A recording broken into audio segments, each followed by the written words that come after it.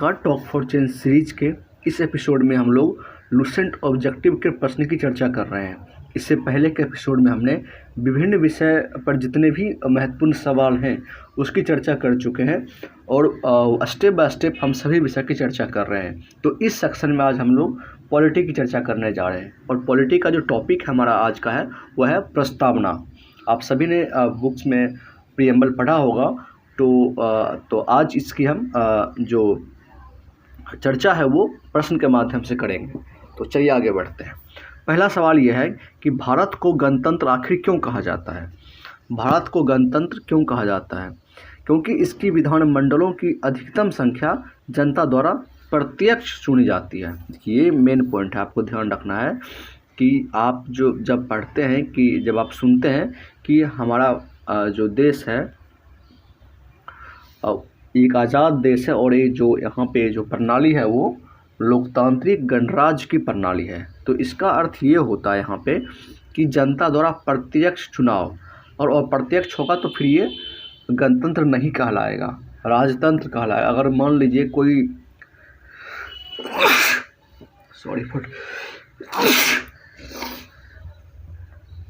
तो ये हम बात कर रहे थे कि अधिकतम जनता द्वारा प्रत्यक्ष रूप से चुनी जाती है। नेक्स्ट क्वेश्चन है, भारत क्या एक धर्मनिरपेक्ष राष्ट्र है? धर्मनिरपेक्षता का क्या अर्थ है? नेक्स्ट क्वेश्चन है, इसमें सभी होगा। पहला पॉइंट यह है कि राज्य सरकार सभी धर्म के उपरोक्त में से कोई नहीं होगा। देखिए, धर्मनिरपेक्षता का अर्थ ये नहीं होता है कि सरकार किसी धर्म के खिलाफ, ऐसा नहीं है। सरकार सभी धर्मों को बराबर इस तरह से मान्यता देती है, सभी धर्म को बराबर महत्व देती है। इसीलिए ऐसा नहीं है कि किसी धर्म को स्वीकार करेगी, किसी धर्म को स्वीकार नहीं करेगी, यानी कि एक निरपेक्ष तटस्थ भूमिका में रहेगी, किसी एक धर्म को मान्यता नहीं देगी। उदाहरण के रूप में पाकिस्तान की हम बात करें तो पाकिस्तान में क्या है, एक जो वहाँ पे मेजॉरिटी ऑफ द कम्युनिटी है, प्लस वहाँ पे जो मान्यता मिली है वो एक मुस्लिम कम्युनिटी की मान्यता मिली है। तो मुस्लिम रिलीजन को सपोर्ट पाकिस्तान करता है, बट हम ऐसा कुछ नहीं करते इंडिया में। इंडिया में इस तरह की बातें नहीं होती है। इसीलिए आपको इस बात का ख्याल रखना है कि ऐसा कोई हमारे देश में प्रावधान नहीं है कि हम किसी हिंदू को सपोर्ट करें, मुस्लिम को सपोर्ट ना करें, ऐसा नहीं है। हमारा देश धर्मनिरपेक्ष है, इसीलिए कहा जाता है India is a secular country. Okay, let's move forward. Next question is, गणतंत्र वह होता है राज्य जहाँ पर अध्यक्ष वंशानुगत रूप से ना हो, यानी कि ऐसा राज्य जहाँ पर जो उनका अध्यक्ष है वो ऐसा नहीं है कि उसके दादा के दादा फिर बन रहे हैं, ऐसा कोई वंशानुगत नहीं है। हमारे जो प्राइम मिनिस्टर के अलावा जो आप देखेंगे जो सर्वोच्च जो अधिकारी हैं, जिसको आप राष्ट्राध्यक्ष कहते हैं, आप देखते हैं क्या है, वो प्रेसिडेंट साहब हैं। तो प्रेसिडेंट साहब का जो चुनाव होता है वो वंशानुगत तो नहीं हुआ है ना, वो एक तरह से डेमोक्रेटिक तरीके से हुआ है। इसीलिए यहाँ पे सवाल का जो जवाब होगा वो ये होगा कि यहाँ के अध्यक्ष जो होते हैं वो वंशानुगत रूप से नहीं होते हैं। नेक्स्ट क्वेश्चन है, निम्नलिखित में से वो दो शब्द कौन से हैं जिनका समावेशन 42वें संशोधन द्वारा संविधान की उद्देशिका में किया गया? तो ये है समाजवादी और धर्मनिरपेक्ष। ये आपको ध्यान रखना है, समाजवादी और धर्मनिरपेक्ष। देखिए, तीन शब्द उस समय था, समाजवादी, धर्मनिरपेक्ष और अखंडता, बट उद्देशिका में ये दो शब्द जोड़े गए, ये ध्यान रखना है। नेक्स्ट क्वेश्चन है, भारतीय संविधान की प्रस्तावना में भारत को किस रूप में घोषित किया गया है? तो जो हमारी प्रस्तावना है भारत की, प्रीएम्बल जो हमारा है, उसमें जो बात कही गई है वो कहा गया है, एक प्रभुत्व संपन्न, समाजवादी, धर्मनिरपेक्ष और प्रजातांत्रिक गणराज्य होगा। नेक्स्ट क्वेश्चन इज, भारत एक गणतंत्र है, इसका अर्थ क्या है? कि भारत में वंशानुगत शासक नहीं है। ये देखिए, कई बार हम लोग इस बात को रुक कर नहीं सोच पाते हैं कि जब हम कहते हैं कि हम गणतंत्र दिवस मना रहे हैं तो गणतंत्र का अर्थ आखिर क्या होता है। हमें जानना चाहिए कि what do you mean by republic. If you don't know about republic then why you are celebrating? So it is our duty, it is our mounting duty to know about the country, about the culture, about the future of our Indian political system. So there are so many things we have to learn. But the point is, do you mean by republic? Republic means there is no any ruler which have been appointed by their you can say that their ancestor, there are so many things, but no, here is कि यहाँ पे जो वंशानुगत शासक नहीं होगा। Okay, next point, निम्नलिखित में से कौन सा शब्द भारत के संविधान की उद्देशिका में नहीं है? ये ध्यान रखना है आपको, नहीं है। तो यहाँ पे लोक गणराज्य की चर्चा हमारे उद्देशिका में नहीं है। ठीक है, समाजवादी है, पंथ निरपेक्ष है, प्रभुत्व संपन्न भी है, लेकिन लोक गणराज्य नहीं है। दिखने में तो लगता है ना कि अरे लोक गणराज्य की बात है, यहाँ तो होगा ही, बट ऐसा कुछ नहीं है। नेक्स्ट क्वेश्चन देखते हैं, कल्याणकारी राज्य का उद्देश्य क्या है? कमजोर वर्गों के कल्याण का प्रबंधन करना। हम लोग कहते हैं ना कि India is welfare state, but what do you mean by welfare state? The welfare state is we have to provide health facilities to all citizens of our India. So this is the point we have to, not only health facilities, but the real answer is we have to manage our weaker sections welfare. Okay, तो ये होगा कमजोर वर्गों के कल्याण का प्रबंधन करना। Next question is, Bharat को एक गणराज्य मुख्य रूप से माना जाता है क्योंकि राज्याध्यक्ष का चुनाव होता है। जो हमारे प्रेसिडेंट साहब उनका चुनाव होता है ना, वो कोई वंशानुगत रूप से चुनकर नहीं आते हैं, उनका बाकायदा चुनाव होता है। इसीलिए यहाँ पे जो भारत को एक गणराज्य के रूप में मान्यता मिली है और गणराज्य माना जाता है। नेक्स्ट क्वेश्चन इज, भारतीय संविधान की प्रस्तावना के सिलसिले में निम्नलिखित में से कौन क्रम सही है? देखिए, क्रम बता रहा है कि किस तरीके से कौन सा शब्द का क्रम है। पहला है सार्वभौम सत्ता संपन्न, समाजवादी, धर्मनिरपेक्ष, जनवादी, गणतंत्र। ये बीपीएससी में 1995 में पूछा गया था। चलिए नेक्स्ट क्वेश्चन की तरफ बढ़ते हैं। संविधान में प्रस्तावना, ये ध्यान रखना है, संविधान में प्रस्तावना में प्रयुक्त शब्द सेकुलर का अर्थ क्या है? सभी नागरिकों को धर्म एवं उपासना की स्वतंत्रता है। ऐसा नहीं है कि आपको उस पर आप पे रोक लगाई जाए, ऐसा नहीं है। यहाँ पे सेकुलर कंट्री में सभी नागरिकों को अपने धर्म एवं उपासना यानी कि पूजा करने की जो एक फ्रीडम है वो दी गई है। Next question is, secular Bharat के यानी कि धर्मनिरपेक्ष भारत के संविधान की प्रस्तावना में जोड़ा गया, इसके विषय निम्नलिखित कथनों में कौन सही है? इसमें 1 और 3 सही है। यह वर्ष 1976 में जोड़ा गया और ये 42वें संविधान संशोधन द्वारा जोड़ा गया। Note 44, this is very important point, you tend to confuse between 42 and 44, but we have to remind there is 42nd Amendment Act, not 44, okay, और 1976। नेक्स्ट क्वेश्चन इज, भारतीय संविधान की प्रस्तावना में निम्नलिखित हम भारत के लोग से क्या अर्थ निकलता है? हम भारत के लोगों का अर्थ है कि संविधान का निर्माण भारत की जनता द्वारा हुआ है। देखिए, कई बार हम लोग बोलते हैं कि हम भारत के लोग, बट इसका अर्थ हम लोग नहीं जानते। कितनी छोटी छोटी बातें, देखिए बहुत बड़ी बड़ी बातें तो लगभग सभी लोग जो पढ़े लिखे हैं वो जानते हैं, but as a citizen we have to understand, we have to know the small thing about our country. But here we always say we the people of India, but what do you mean by we the people of India? We the people of India technically and conceptually means is that संविधान का निर्माण भारत की जनता द्वारा हुआ है। ये बहुत ही interesting point है, मुझे भी जानकर अच्छा लगा, हालांकि मैं जानता था, बट एक टेक्निकली तरीके से ये जो बातें लिखी गई है वो बातें हमें बहुत ही एक कंक्रीट तरीके से जाननी चाहिए। ये बात सही है कि हम भारत के लोग, बट हम भारत के लोग का अर्थ निकलता का ये क्वेश्चन पूछ रहा है ना।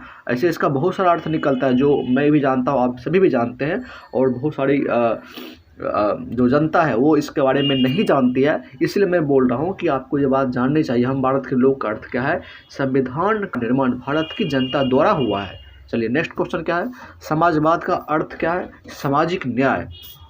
समाजवाद का अर्थ है सामाजिक न्याय। ये देखिए छोटी छोटी बातें हैं बट बहुत ही मोटी बातें हैं।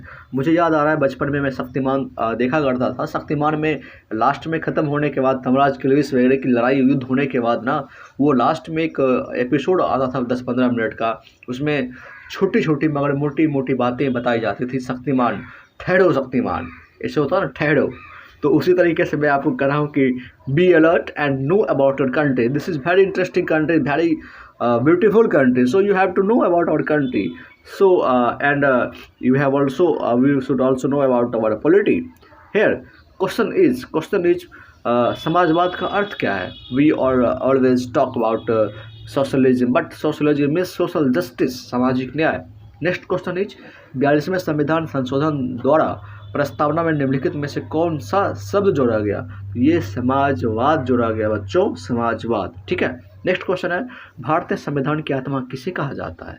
भारतीय संविधान की आत्मा प्रस्तावना को कहा जाता है। ये भी इंपॉर्टेंट क्वेश्चन है। देखिए, जब तक आप चीज़ों को बहुत ही लॉजिकल, बहुत ही ऊर्जा से भरे हुए लहजे में नहीं पढ़ेंगे, नहीं देखेंगे, वो हमारे लाइफ का हिस्सा नहीं बन पाती है। इसलिए अपने जीवन को ऊर्जा से भरिए, जोशीले अंदाज में रहिए, पढ़िए और ज़िंदगी को एक्सप्लोर कीजिए। लाइफ किसी फुल स्टॉप पे ख़त्म नहीं होती है। लाइफ को एक्सप्लोर करने का बहुत सारा मौका मिलता है, स्टडी के माध्यम से, खेल के माध्यम से, दोस्तों के माध्यम से, घूमने के माध्यम से, बहुत सारी चीज़ें हैं। So let's you have to explore yourself. Next question is Bharat में लौकिक सार्वभौमिकता है क्योंकि संविधान की प्रस्तावना प्रारंभ होती है हम भारत के लोग शब्दों से। नेक्स्ट क्वेश्चन ही भारतीय संविधान की प्रस्तावना पर किस क्रांति का प्रभाव नहीं झलकता है? ध्यान देना है, नहीं झलकता है। तो चीन की क्रांति का प्रभाव जो 1912 में हुआ था, उसकी झलक हमारे प्रस्तावना पर नहीं, यहाँ पे उसकी झलक नहीं है, ना ही इसका प्रभाव पड़ता है। तो किसका किसका प्रभाव पड़ता है? फ्रांसीसी क्रांति जो 1789 में हुआ था, अमेरिकी क्रांति जो हुआ था 1776 में, और नेक्स्ट है बोल्शेविक क्रांति जो 1917 में हुआ था। तो ये हमारे भारत के प्रस्तावना पर इसका प्रभाव झलकता है और चीन की क्रांति का नहीं झलकता है। नेक्स्ट क्वेश्चन इज मूल भारतीय संविधान के अनुसार भारत एक क्या है? भारत एक प्रभुत्व संपन्न लोकतंत्रात्मक गणराज्य है। ये ध्यान रखना है, प्रभुत्व संपन्न लोकतंत्रात्मक गणराज्य है। नेक्स्ट क्वेश्चन है संविधान के अंतर्गत भारतीय लोकतंत्र के आदर्शों को हम कहाँ देख सकते हैं? ये हम भारतीय लोकतंत्र के आदर्शों को प्रस्तावना में देख सकते हैं। देखिए, भारत के जो लोकतंत्र की जो एक आदर्शवादी बातें होती है, ये आदर्श जो है हमारा भारत कैसा होना चाहिए, ये हमारे प्रस्तावना में झलकती है। और ये बात हम सभी को जानना चाहिए कि हमारा भारत कैसा होना चाहिए। जब आप प्रस्तावना को पढ़ेंगे तो आप इसके बारे में जान पाएंगे।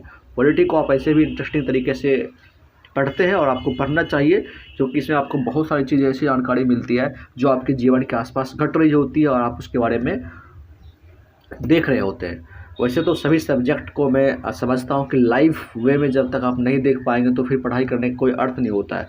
और आप हिस्ट्री पढ़ाई करें तो आपको हिस्ट्री में अपने जीवन की कहानी देखनी चाहिए कि हम कहाँ से पैदा हुए, कैसे यहाँ पे आए, कैसे समाज बढ़ा, कैसे सोसाइटी में डेवलपमेंट हुआ, बहुत सारी चीज़ें हैं। ज्योग्राफी में भी आपको समझना चाहिए कि पठार क्या होता है, पर्वत क्या होता है, हम कहाँ रह रहे हैं, मैदान है तो मैदान में क्या विशेषताएं हैं, यहाँ पर ऐसा क्यों होता है। तो बहुत ही इंटरेस्टिंग है, study is very interesting thing. So please enjoy your study, note study like मुझे मन नहीं करता है, बोरिंग फील होता है। जब आपको बोरिंग फील हो रहे है तो मत पढ़िए, जब आपका मन खुश रहे तब पढ़ेंगे तो आपके अंदर जो जाएगा ना वो बिल्कुल एक चुंबक की तरह अट्रैक्ट करेगा आपकी समझ को।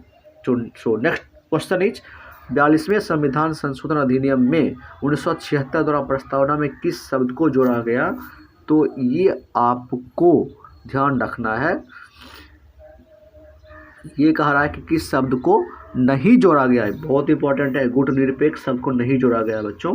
धर्मनिरपेक्ष को जोड़ा गया, समाजवादी को जोड़ा गया, एकता और अखंडता को जोड़ा गया। बट गुट निरपेक्ष एक अलग है, वो अब जब पढ़ेंगे IR में तो समझ जाएंगे, बट यहाँ पे ध्यान रखना है कि ये नहीं है।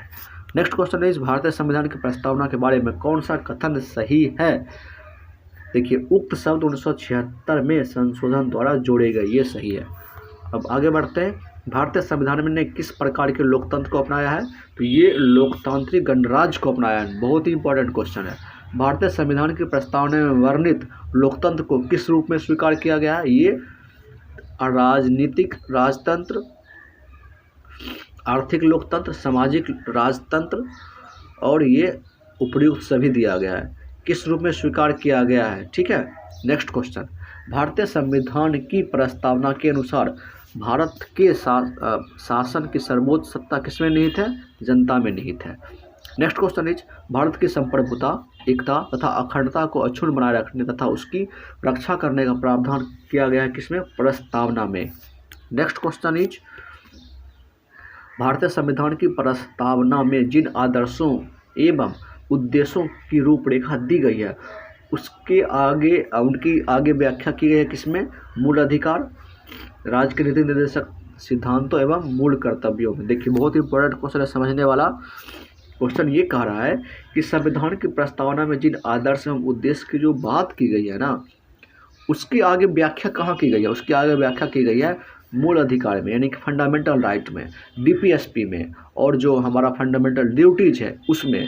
इसीलिए इस तीनों से सवाल ज़्यादा पूछे जाते हैं, क्योंकि ये हमारे जो प्रियम्बल है, प्रस्तावना है, उसकी व्याख्या करता है। ये बहुत इंपॉर्टेंट पॉइंट है, इसलिए आपको हमेशा इस 3 चैप्टर को पढ़ने की बात की जाती है, क्योंकि ये 3 चैप्टर का पढ़ने का अर्थ है कि आपको संविधान की बेसिक समझ थोड़ी बहुत हो गई है। इसलिए आपको भी इस 3 चैप्टर को पढ़ना चाहिए डिटेल्स में, अच्छी किताब से, ठीक है। छोटी छोटी बातें तो ऑब्जेक्टिव में आप बना ही देंगे, बट जब उसको डिटेल में पढ़ेंगे तो आपकी समझ बेहतर होगी। चलिए आगे बढ़ते हैं। संविधान सभा में प्रस्तुत उद्देश्य प्रस्ताव में अभिव्यक्त विचार को भारतीय संविधान के किस भाग में पूर्णतः शामिल किया गया है? ये प्रस्तावना में शामिल किया गया है। जो अभिव्यक्त विचार हुए प्रस्तावना, वो प्रस्तावना में शामिल किया गया है। भारतीय संविधान की प्रस्तावना से क्या स्पष्ट नहीं होता? ध्यान रखना, नहीं होता है। तो संविधान को लागू करने की तिथि इससे स्पष्ट नहीं होती है। संविधान का स्रोत सही है, शासन के अध्यायों का विवरण है, संविधान को अंगीकृत, अधिनियमित और आत्मार्पित करने की तिथि भी है इसमें। ये ध्यान रखना है बच्चों। हम लोग इसको बोलते थे प्रियम्बल को स्कूल में, वो आज समझ में आता है कि प्रियम्बल की क्या वैल्यू है, ठीक है। आप लोग इसको पढ़ें और समझें। नेक्स्ट क्वेश्चन है, निम्नलिखित में से किन उद्देश्यों को भारतीय संविधान उद्घोषित नहीं करता है?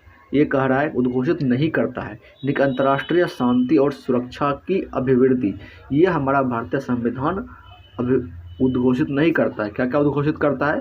सामाजिक, आर्थिक और राजनीतिक न्याय, विचार अभिव्यक्ति, विश्वास, धर्म और उपासना की स्वतंत्रता, प्रतिष्ठा और अवसर की समता। इसके बारे में देखिए, ये क्वेश्चन जो पूछा है ना, आपको भटकाने के लिए ये ऑप्शन दिया है। ये आपको लगा कि नहीं, ऐसा कैसे थोड़े हो सकता है कि शांति स्थापित नहीं होगी, सुरक्षा की बात नहीं होगी। नहीं, यहाँ पे प्रस्तावना की बात की जा रही है, जो उसमें कि भारत के लोगों की जो मूल एक उसकी बात है वो चर्चा की गई है, इसीलिए इसमें ये बातें नहीं होगी। नेक्स्ट क्वेश्चन इज, भारतीय संविधान की प्रस्तावना में देश का कौन सा नाम उल्लिखित है? भारत और इंडिया। ध्यान रखना, भारतीय संविधान की जो प्रस्तावना है उसमें देश का कौन सा नाम उल्लिखित है? भारत और इंडिया। इस तरह से आपको ध्यान रखना, हिंदुस्तान नहीं दिया हुआ है, उसमें भारत और इंडिया लिखा हुआ है। भारतीय संविधान किसके द्वारा स्वीकृत है? ये भारत की जनता के द्वारा स्वीकृत है। बहुत ही बेसिक बातें हैं, आपको लगेगा नहीं संसद के द्वारा, क्योंकि आपको उसकी समझ नहीं है, आप उसको उस तरह से नहीं देख पा रहे हैं। जब आप इसको देखिए, इसी पॉइंट को जब आप सोचेंगे ना, अच्छा भारत के संविधान जनता के द्वारा मतलब ये अंगीकृत स्वीकृत की गई है, इसका मतलब जनता को जानना चाहिए, है ना। नेक्स्ट क्वेश्चन, भारत की संप्रभुता किसमें निहित है? ये भारत की जनता में निहित है, इसलिए यहाँ की जो संप्रभुता है ये भारत की जनता में निहित है। आपको लगा नहीं राष्ट्रपति में निहित है, प्रधानमंत्री में निहित है, भारत संसद में निहित है, ऐसा कुछ भी नहीं है। भारत की जनता इज टोटली सुप्रीम। ओके, भारतीय संविधान को संविधान सभा द्वारा अंगीकृत कब किया गया? 26 नवंबर 1949। नोट जनवरी, ध्यान रखना है 26 जनवरी नहीं है, 26 नवंबर है, और 1949 है, नोट 1950 और एनी अदर डेट और ईस्वी। ओके, भारत का संविधान पूर्ण रूप से तैयार कब हुआ? 26 नवंबर 1949। भारतीय संविधान कब अंगीकार किया गया? 26 नवंबर 1949। ये तीनों आंसर सही था। नेक्स्ट क्वेश्चन क्या है, निम्नलिखित में से किस तिथि को भारतीय संविधान लागू किया गया? That is the point, we have to keep your mind very alert. 26 जनवरी 1950 अंगीकार किया गया 26 नवंबर 1949 को, बट भारतीय संविधान इसको लागू कब करती है? 26 जनवरी 1950 को। किस वर्ष भारत एक प्रभुत्व संपन्न प्रजातांत्रिक गणराज्य बना? 1950 में। देखिए, आपको 1947 देख कन्फ्यूज इसलिए कर रहा है क्योंकि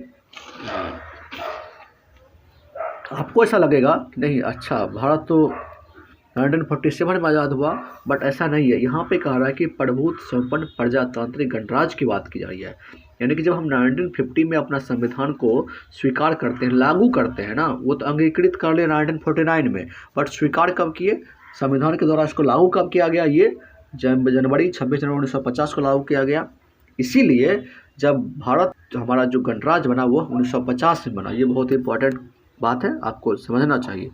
भारतीय संविधान के उद्देशिका यानी कि प्रस्तावना का संशोधन कितनी बार किया गया है? मात्र 1 बार। ठीक है। नेक्स्ट क्वेश्चन इज भारत के संविधान के प्रस्तावना में प्रथम संशोधन कब किया गया? ये 1976 में किया गया, आप सभी जानते हैं, जिसमें कि समाजवादी और धर्मनिरपेक्ष शब्द को जोड़ा गया और अखंडता को भी जोड़ा गया, बट संविधान में इस 2 शब्द को समाविष्ट किया गया, समाजवादी और धर्मनिरपेक्ष। चलिए आगे बढ़ते हैं। ये जो इसमें निम्नलिखित अवतरण में जिसमें प्रस्तावना दी गई है पूरा सेंटेंस में, इसको आप पढ़ सकते हैं, बट इसको लागू कब, ये कह रहा है कि एक्स का अर्थ क्या है? एक्स का अर्थ है कि 26 जनवरी 1949 को हम लोग इसको क्या करते हैं? संविधान को अंगीकृत, अधिनियमित और आत्मार्पित करते हैं। ये 1949 के दिन किया गया, बट संविधान में इसको क्या है कि संविधान द्वारा इसको जब लागू किया गया है, वह भारतीय संविधान में 26 जनवरी 1950 को लागू किया गया, बट हम लोगों ने इसको अंगीकृत 26 जनवरी 1949 को कर लिया था। ये आपको ध्यान रखना, बहुत ही इंपॉर्टेंट पॉइंट है ये 2। ठीक है। नेक्स्ट क्वेश्चन, हाँ, जब आपको अंगीकार की बात आएगी तो 26 नवंबर 1949 की बात आएगी, लेकिन जब ये प्रस्तावना को हमने अंगीकृत किया तो ये 26 जनवरी 1949 था। नेक्स्ट क्वेश्चन, संविधान की प्रस्तावना सभी, ये यूपीएससी 1997 में पूछा गया था।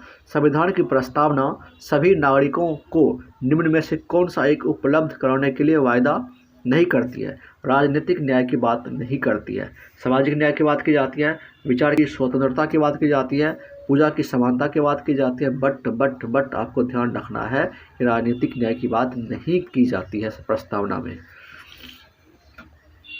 26 नवंबर 1949 को अंगीकृत भारतीय संविधान की प्रस्तावना में शब्द सम्मिलित नहीं थे। क्या नहीं थे? ये अखंडता नहीं था और गणराज्य नहीं था, ध्यान रखना है।